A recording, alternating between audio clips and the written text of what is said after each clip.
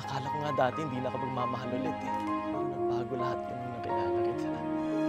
Mayroon palang ganitong pag-ibig, walang kondisyon, I want you both to meet Clara, my wife. Ano bang pinakain sa'yo ng babaeng yan? May tsura ka, but that's not enough to make it to this family.